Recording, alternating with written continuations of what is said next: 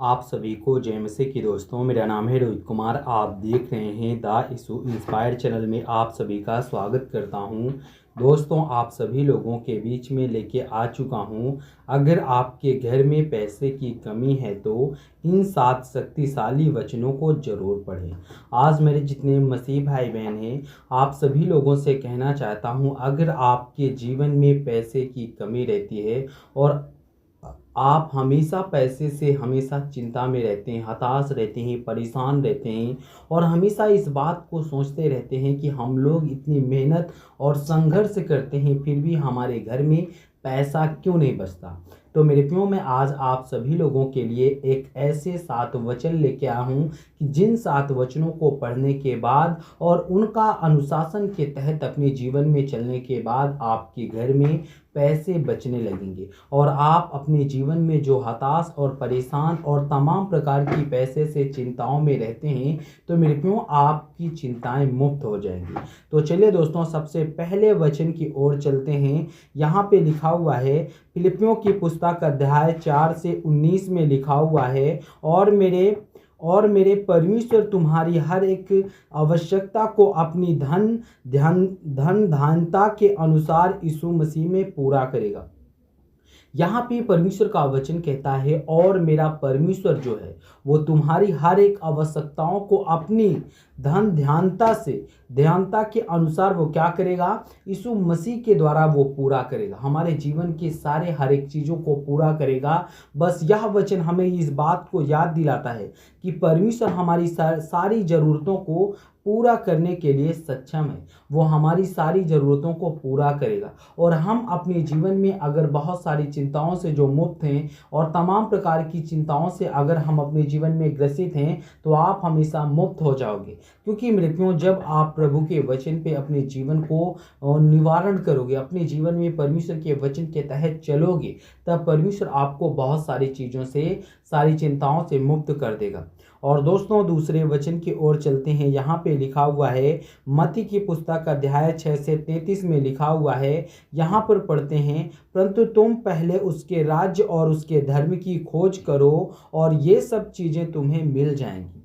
यहाँ पे परमेश्वर का वचन कहता है कि जो मसीह भाई बहन अपने जीवन में प्रभु के वचन के तहत कमज़ोर है और हमेशा हताश रहता है, निराश रहता है, तो उन सभी लोगों के लिए प्रभु कहता है कि तुम पहले परमेश्वर के राज्य और उसके धर्म की खोज करो, तो ये सब वस्तुएं तुम्हें मिल जाएंगी जो आज आपको संसार में ज़रूरत है। मेरे प्रियो, जब हम प्रभु के वचन के तहत अपने जीवन को व्यतीत करेंगे, प्रभु के वचन के तहत अपने जीवन को गुजारेंगे, तो प्रभु हमें हर एक चीज़ देगा।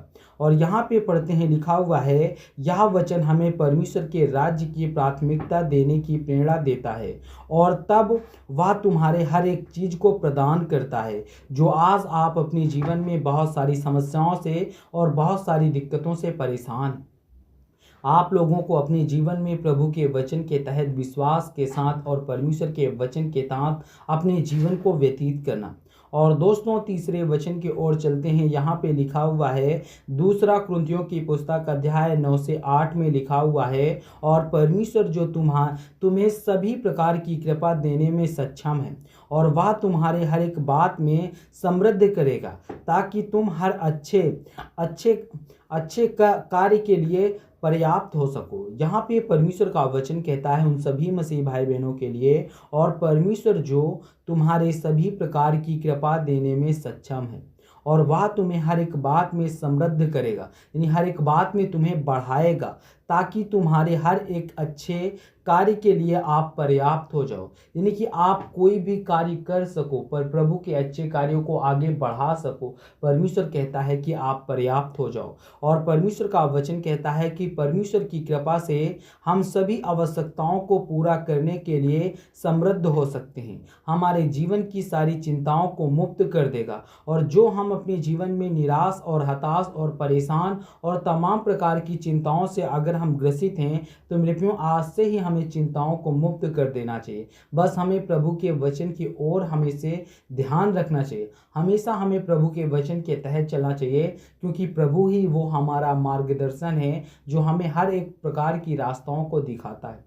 और दोस्तों चौथे में पढ़ते हैं, लिखा हुआ है मलाकी की पुस्तक अध्याय 3 से 10 में लिखा हुआ है। यहाँ पे पढ़ते हैं, तुम पूरे 10वें को भंडार घर में ले आओ ताकि मेरे घर में आहार हो, मेरे घर में आहार हो, और तुम मुझे परखो, यदि मैं स्वर्ग के दरवाज़ा तुम्हारे लिए नहीं खोलता और तुम्हारे लिए आशीर्वाद नहीं बताता। तो परमेश्वर कहता है कि तुम पूरे 10वें को, पूरे 10 ही लोगों को और मेरे भंडार में ले आओ ताकि मेरे घर में आहार हो। और परमेश्वर कहता है कि तुझे इस प्रकार को परखो, यदि मैं स्वर्ग के दरवाजे से तुम्हारे लिए नहीं खोलता और तुम्हारे लिए आशीर्वाद नहीं बहाता। तो मेरे प्रिय प्रभु कहता है कि आप हमेशा अपने जीवन में प्रभु के वचन पे कमज़ोर हो सकते थे। यहाँ पे प्रभु का वचन कहता है, यह वचन हमें अपनी आयत का एक हिस्सा परमेश्वर के लिए समर्पित करने की प्रेरणा देता है। जब तक आप अपने जीवन में प्रभु के वचन के लिए अपने जीवन में अपने एक हिस्से को परमेश्वर के प्रति समर्पित नहीं करते हैं, तब तक प्रभु हमारे जीवन में जो भी घटी होगी उस चीज़ की पूर्ति नहीं करेगा। तो जितने मेरे मसीह भाई बहन हैं, मैं सभी लोगों से कहना चाहता हूँ कि आप लोग अपने जीवन में विश्वास रखना सीखो, प्रभु के वचन के तहत चलना सीखो। जितने मेरे मसीह भाई बहन हैं, आप सभी को जय मसीह की दोस्तों। God bless you all of you, आमीन। नेक्स्ट वीडियो मिलता हूँ दोस्तों।